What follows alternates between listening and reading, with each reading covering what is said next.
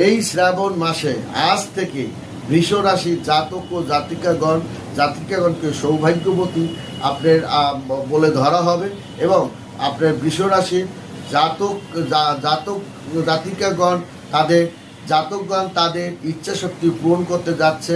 তাদের চাকরি কর্মরত যারা অধিক পরিশ্রম করেছেন তারা চাকরি পাবেন। আজ থেকে এই সপ্তাহের মধ্যে তার নতুন ছোটোখাটো ব্যবসা বাণিজ্য দেওয়ার প্রচেষ্টা যা করছেন সেটাও আপনি সফল হতে যাচ্ছে।